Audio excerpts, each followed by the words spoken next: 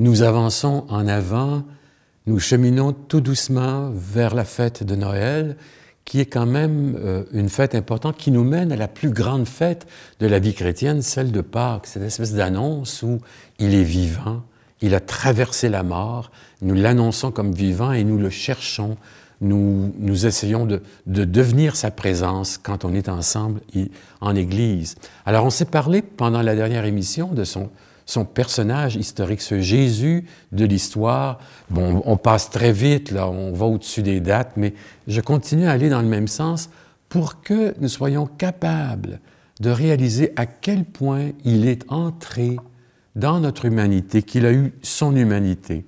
Le vieux chant que vous connaissez des années 70 de John Littleton. Je cherche le visage du Seigneur. Je cherche son image tout au fond de vos cœurs. Vous êtes le corps du Christ, vous êtes le sang du Christ, vous êtes l'amour du Christ. Alors, qu'avez-vous fait de lui? Je cherche le visage du Seigneur. Je cherche son image tout au fond de vos cœurs. La question « Qu'avez-vous fait de lui ?» fait allusion à cette fin de parcours quand il arrive au moment où il capitule, mais il tient bon dans la mort ignominieuse qu'on lui a fait vivre. Il tient bon et il croit. Pour dire, c'est important qu'on puisse se rappeler, Jésus a une humanité. Elle est là. Il ne savait pas tout. Tout Dieu qu'il était, il est entré dans cette expérience. Il a dû apprendre la vie domestique. On le disait, il a découvert c'était quoi cette religion juive. Il faisait partie de cercles d'amis, j'imagine. Il avait une vie sociale et aussi une vie politique de son temps.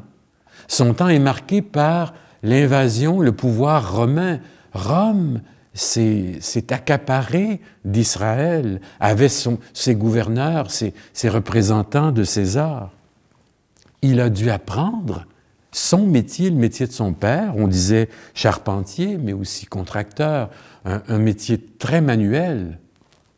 Alors, c'est important. Il a fréquenté, comme on disait, la synagogue. Il a connu, il a découvert la loi et les prophètes, et il a célébré avec ses parents et ses concitoyens les grandes fêtes juives, la Pâque, la fête des tentes, la fête de la réconciliation. Plus que ça, il est même entré dans le baptême pénitentiel de son cousin Jean-Baptiste. Il est entré, il accepte d'entrer dans ce mouvement pénitentiel pour montrer à quel point il pouvait vivre en converti, un baptême de conversion. Il faut se rappeler qu'il a mangé, il a bu. À une place, on le traite d'ivrogne, ou on le traite de blasphémateur qui fréquente les gens de mauvaise réputation. Il est allé au désert. Et c'est frappant de voir qu'il a marché beaucoup. Il y a un écrivain, Christian Bobin, qui a fait le petit livre « L'homme qui marche ». Il marchait le long du littoral. C'était ses premiers sympathisants. Les premiers disciples étaient des pêcheurs. Alors, ils allaient à la pêche et puis ils vivaient de leur métier. Et il s'est tenu là, au fond. Autant il passait des heures de célébration dans la synagogue et aux grandes fêtes du temple, autant il circulait parmi les gens, aux entrées des villes, dans les maisons des gens, quels qu'ils soient. Alors, manger, boire, on apprend dans les évangiles qu'il aimait se retirer dans des endroits de solitude, des endroits déserts, surtout quand il pensait qu'on voulait le prendre et en faire roi. Roi, c'est-à-dire un leader public. Et il y avait toute cette vision, on va avoir un Messie qui va nous libérer de l'envahisseur romain. Alors, on a des témoins qui sont là, qui ont écouté sa voix. D'autres ont accueilli ses invectives ou ses reproches. On sait qu'il a commandé aux forces de la nature. Quand il est dans la barque, il demande au vacarme des flots, tais-toi, au fond, d'arrêter la tempête. On sait qu'il prêche à des foules, qu'on court après, fait des miracles, mais il ne passe pas son temps à faire des guérisons. On veut, par exemple, être assaini, on veut toucher son vêtement et faire reculer le mal. On demande qu'il fasse des exorcismes, qu'il expulse les esprits mauvais. On le voit rappeler un mort à la vie, quelle que soit la circonstance. Lazare, là, ça, ce sont des faits qui sont rapportés comme des événements, et on l'a vu fréquenter les pauvres et les riches, pas seulement les pauvres, pour essayer de dire on est tous égaux devant le même Père. On l'a vu répondre aux questions fourbes des dirigeants religieux, les pharisiens, les scribes, les sadducéens qui ne croyaient pas à la résurrection. On l'a vu s'entourer de femmes, mécènes, celles peut-être qui lui apportaient un peu de lunch ou donnaient des sous, des sympathisantes. On l'a vu, on sait, historiquement, il y a Flavius Joseph, par exemple, des historiens juifs du temps des Romains qui ont dit « il a subi un procès pour diffamation ». On l'a accusé de deux choses. Le blasphème, il se prend pour Dieu. Puis, il s'oppose au pouvoir en place à César. Deux choses qui étaient de l'ordre du blasphème et de la rébellion. On sait qu'il a subi une mort comme un bandit. Et ça, c'est passé aux archives, on le sait. Et on sait que c'était une mort très sophistiquée et très lente. Il avait jeûné, mangé, passé la nuit blanche à prier, une sorte d'agonie. On le flagelle et dès qu'on flagellait, on était quasiment pris pour mort parce qu'il y avait beaucoup de pertes de sang. La potence, le motif sur la potence. Voici le roi des Juifs. On perce son côté parce que le coup de grâce qu'on donnait quand on était sur la potence, si on casse les jambes, il ne pourrait pas rebondir pour avoir un dernier souffle, le souffle de grâce. Non, il était déjà mort. Alors, au lieu de casser les jambes, on lui prend la lance et on vérifie sa mort en perçant son côté. On sait qu'il a été enseveli dans un tombeau donné et on sait que son corps a disparu, et pourtant. Alors, on voit que tous ces événements sont rapportés, narrés dans les évangiles, mais pas de la même façon. Ça veut dire quoi? Jésus, Yahshua, homme d'envergure, homme qui parlait avec autorité, assez pour dire « non, vous faites fausse route », ou qui était assez connecté à son Père, qui pouvait faire de grandes exclamations « Bienheureux les pauvres de cœur, le royaume est à vous, bienheureux si vous pleurez, parce que vous allez arrêter de pleurer, vous serez... » Il se met à faire des paroles de sagesse pendant ses sermons de vie qui disent « Il y a plus que vos bobos, il y a plus que vos cul-de-sac, que toutes ces situations qui sont si difficiles à supporter dans notre vie. Tenez-vous debout, en avant, marche. C'est ça que ça veut dire, bienheureux. On l'a déjà regardé quand on a évalué, mesuré l'impact des béatitudes dans nos vies. Il est incarné. Il a pris chair, pris corps. Ça veut dire qu'on l'a vu joyeux. On l'a vu déborder, heureux. Merci, Père, tu as révélé ça aux petits et aux grands, tu l'as caché. On l'a vu déborder de reconnaissance en public, on l'a vu pleurer en public.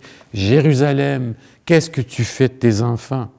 On l'a vu plein de tendresse et de miséricorde.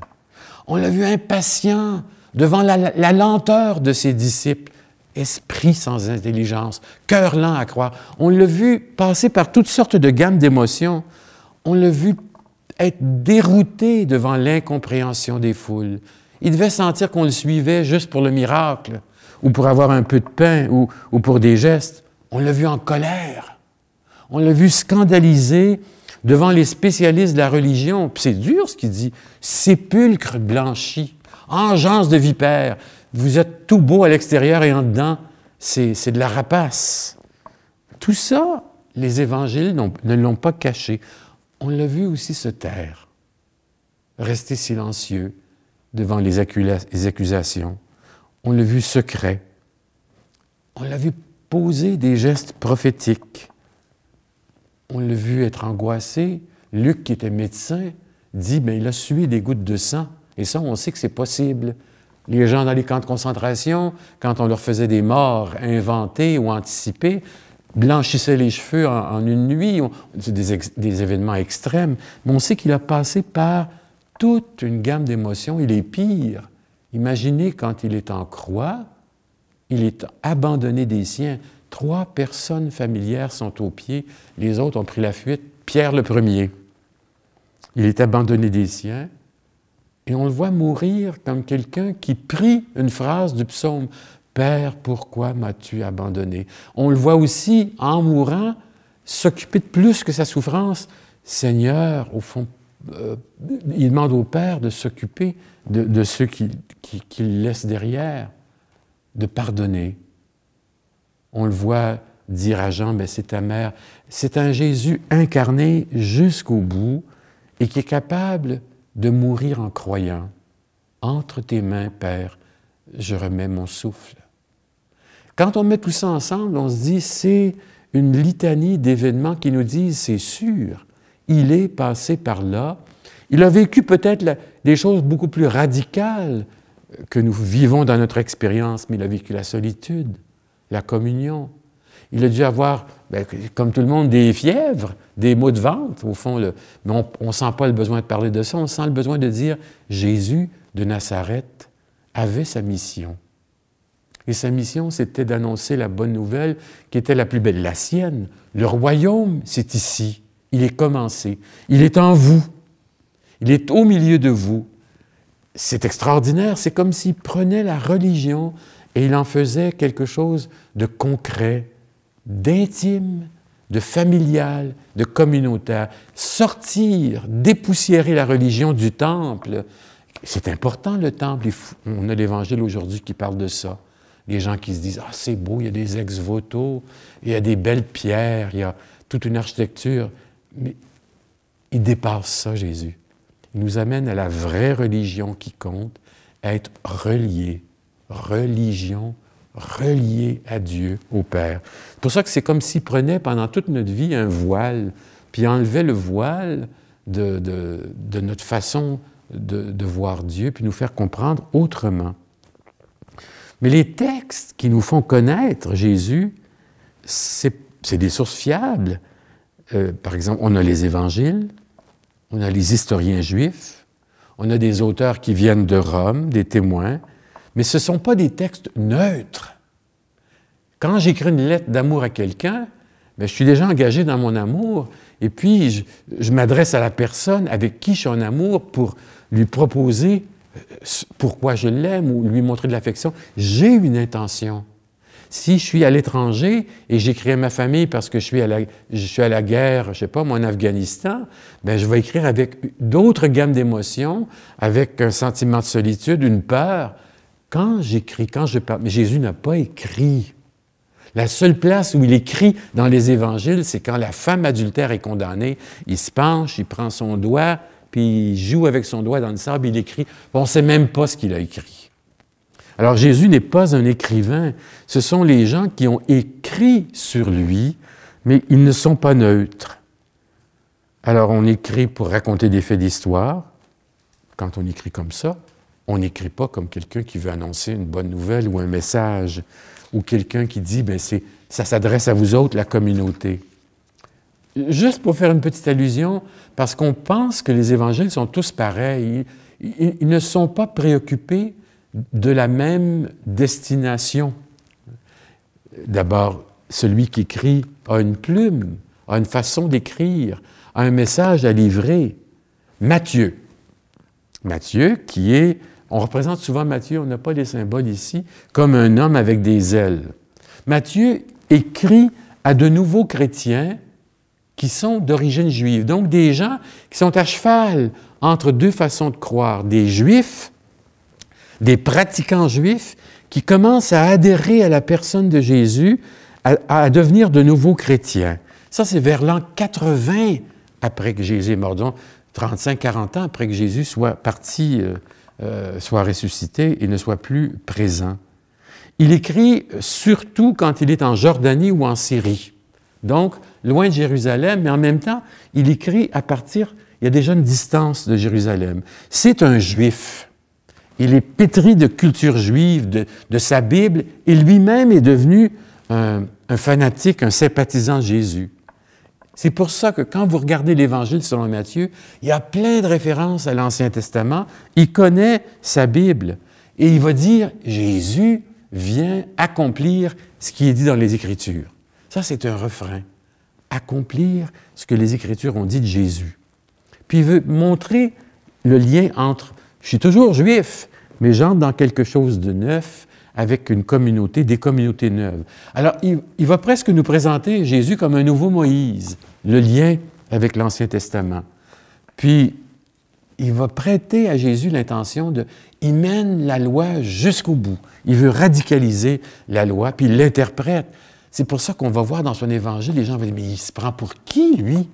Jésus, pour parler de même. » D'autres vont dire « Il parle en autorité. » Quand on est en autorité, on peut dire de grandes choses, on peut corriger, on peut annoncer, on peut revenir en arrière ou être la mémoire. Alors, Jésus amène une grande révolution de passer la grande loi de Moïse à la loi intérieure, qui est « aime ton prochain ». Ça, c'est Matthieu. Matthieu qui est vu comme un homme ailé. Marc, qui est peut-être le plus vieil, l'évangile le plus court, on l'appelle l'évangile du journaliste, qu'il écrit vers 65-70. Donc, voyez-vous, Matthieu vers 80. 65-70, Marc écrit à Rome. Il est déjà rendu à Rome. C'est un disciple de Saint-Pierre. Il est plus jeune. Puis lui, il écrit à un auditoire romain. Des Romains qui sont intéressés par cette personne de Jésus, par ce qu'il a accompli, par son écriture. Mais en même temps, Marc écrit à une population qui est ébranlée par le fou qu'est Néron, qui cherche des gens pour dire « l'incendie de Rome, là, c'est dû aux chrétiens. » là. Accuser Néron est contre les chrétiens, les Christophores, ceux qui portent l'héritage de Jésus. Marc ne veut pas s'enfarger d'un phrase de la Bible. Il cite très peu la Bible.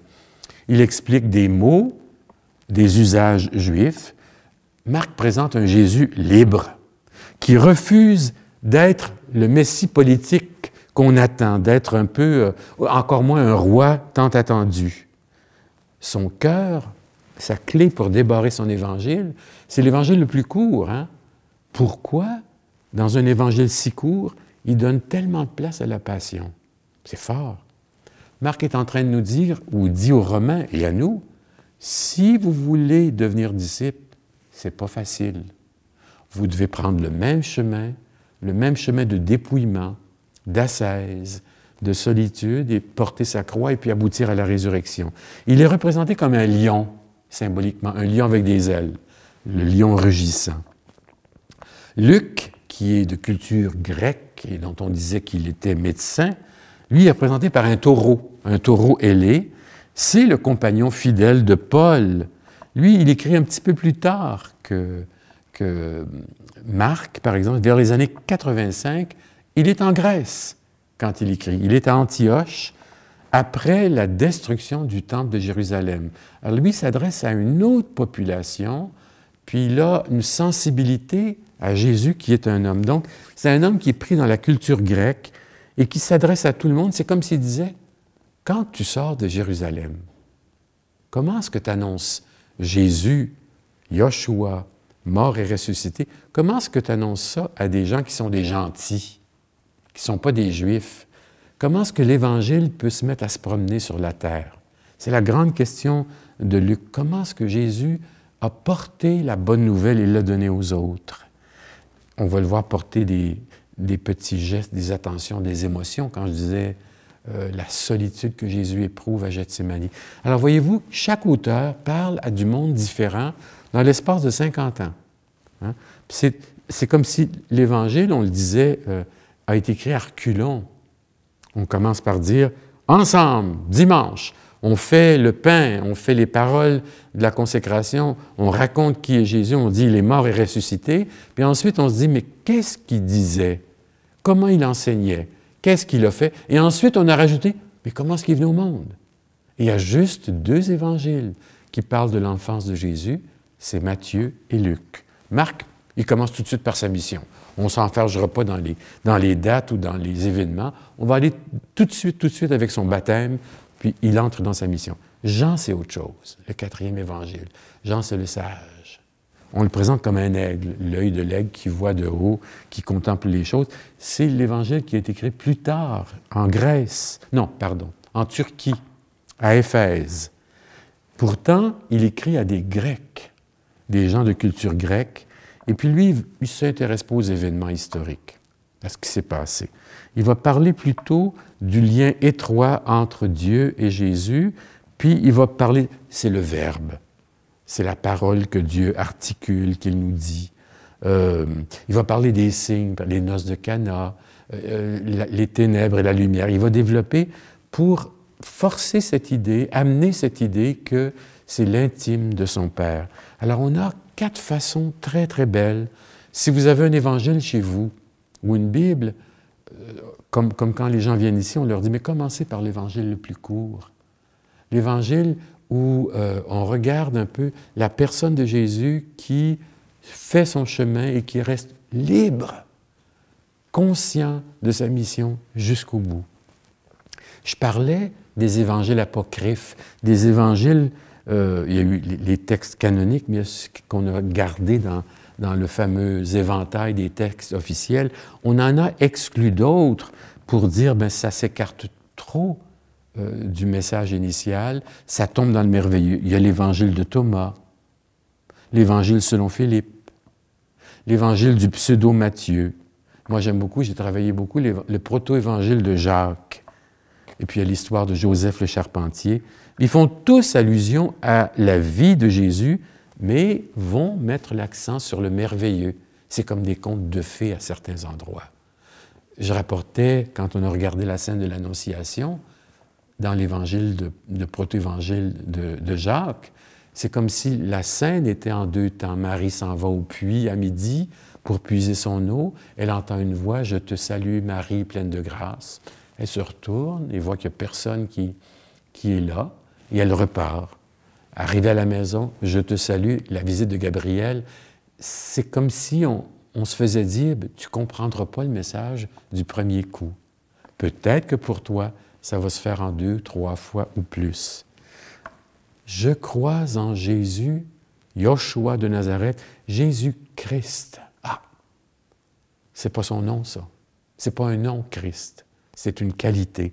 Ça veut dire oint d'huile, choisi, beurré d'huile, anointed, celui qui est marqué par l'huile des grands. Mais si c'est la même chose.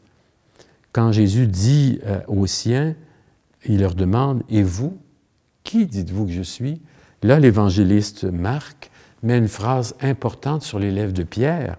« Tu es le Christ. » Pierre dit à Jésus, de son vivant, « Je te reconnais comme celui qui est choisi par Dieu, celui qui a été touché par l'onction des rois. » Il y a des témoignages chrétiens là-dessus qui nous parlent de ça, qui disent au fond que Jésus a été mis de côté.